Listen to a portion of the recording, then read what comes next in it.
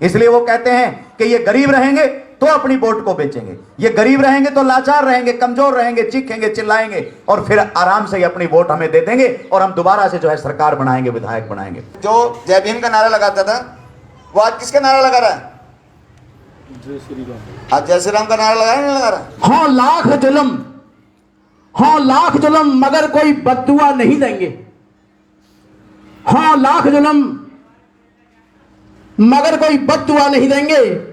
बसपा मां है हमारी, हम कभी दगा नहीं देंगे।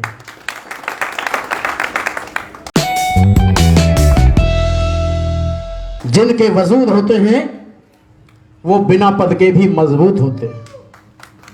धन्यवाद साथियों, किसी ने कहा है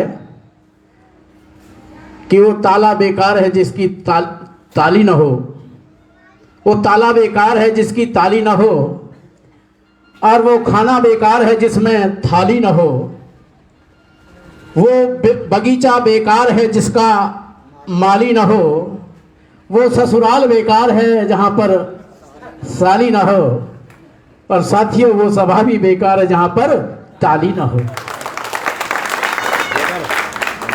तो हम लोग फिर प्रोग्राम बनाएंगे और हम लोग फिर पूरे उस जिले के अंदर उन्हें 200 से 250 गाड़ी को लेकर अपना पूरा प्रदर्शन करेंगे, नारे लगाएंगे, तख्त बदल दो, ताज बदल दो, बेईमानों का राज बदल दो, रोजी रोटी दे न सके जो वो सरकार निकम्मी है, बिजली पानी दे न सके जो वो सरकार निकम्मी है, और वोट हमारा राज तुम्हारा अब नहीं चलेगा, नहीं चलेगा। जब 9000 नौजवान तुम्हारा हमारे साथ चलेगा और उस जिले के लोग चलेंगे, तो जितने भी आप लोग ये कहने वाले लोग हैं कि नहीं भाई बीएसपी में दम नहीं है, हमें कांग्रेस को जिताना है, तो उन लोगों की सबसे पहले मुंह बंद करने का काम हम लोग करेंगे। ये एक बहाना बना लिया हमारे लोगों ने कि अपनी पार्टी हमें नजर नहीं आ रही। अरे दुश्मन से बात कर लो, आप जाकर आप बीजेपी वालों से बात करो, कांग्रेस वालों से बात करो, इन लोग वालों से बात करो, जेजेपी वालों से बात करो। क्या बोलते हैं बहुजन समाज पार्टी किसकी पार्टी है? सीधा सीधा बोलते हैं, सीधी सीधी बोलते हैं ना, ये बात बोलना सीपी सिंह बोल रहा था, यानी हमारा समाज के बीच में सीधे सीधे बोलते हैं चमार चोरों की पार्टी है। अरे दुश्मन तुम्हारा बता रहा तुम्हारी पार्टी बहुजन समाज पार्टी है, फिर तुम क्यों नहीं मानने के लिए तैयार कि बहुजन समाज पार्टी हमारी है? और जिस दिन हमने मान लिया कि हमारी बहुजन समाज पार्टी है, इनकी मां ने दूध नहीं पिलाएगी, कोई भी यहाँ सरकार बना दे, फिर सरकार बनेगी तो हमारी बनेगी, नहीं तो हमारी मर्जी के बिना किसी की सरकार हम लोग नहीं बनने देंगे। यहाँ पर जो जय भीम का नारा लगाता था वो आज किसका नारा लगा रहा है? आज जय श्री राम का नारा लगा रहा है, नहीं लगा रहा? नाम बताऊं? रामविलास पासवान एक उदित राज था।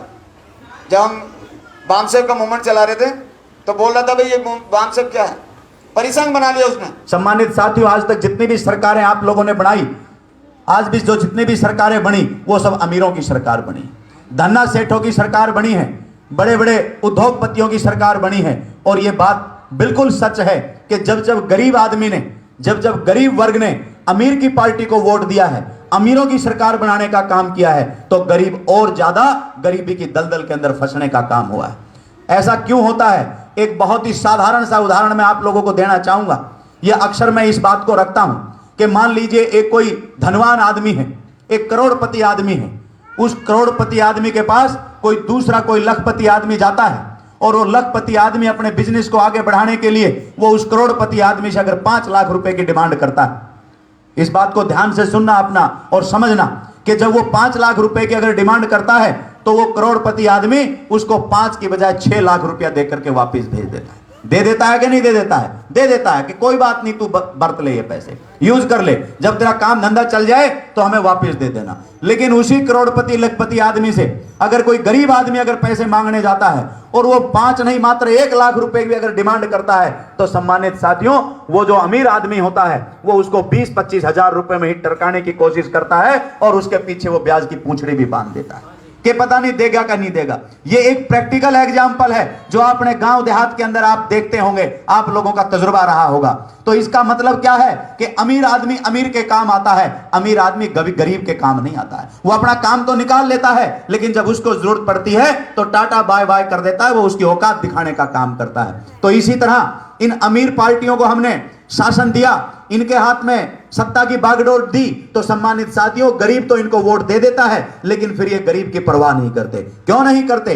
क्योंकि वो गरीब को गरीब बनाए रखना चाहता है। उनका फायदा ही जब वो गरीब बना रहे तब होता है। क्यों?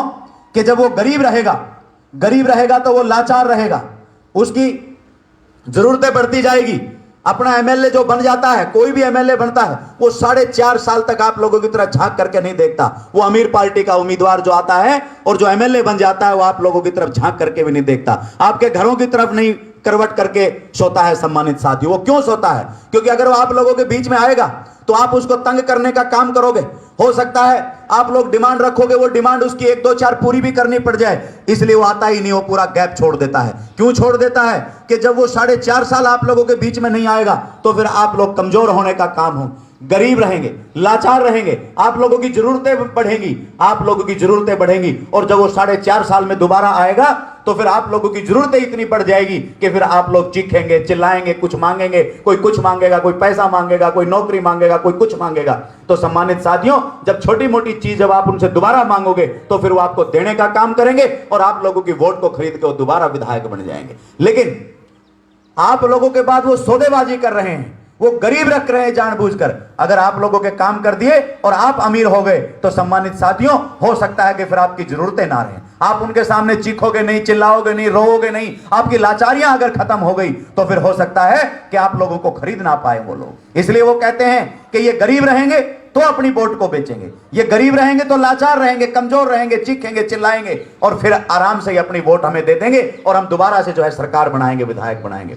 तो इस बात को समझ करके धन्य है मान्यवर कांशीराम साहब, जिन्होंने कहा कि अब गरीब अपना वोट नहीं बेचेगा, इस ना बिकने वाला समाज हम बनाएंगे और इन गरीबों की एक पार्टी बनाएंगे। तो मान्यवर कांशीराम साहब ने इस देश के सभी वर्गों के गरीबों को मिला करके उन गरीबों की पार्टी देने का काम किया, जिसका नाम बहुजन समाज पार्टी है, जिनके आप वर्कर हैं। तो सम्मानित साथियों, जब गरीब की सरकार बनेगी तभी गरीब गरीबी की दलदल से निकलेगा और ऐसा करिश्मा आदरणीय बहन कुमारी मायावती जी ने उत्तर प्रदेश के अंदर करके दिखाया।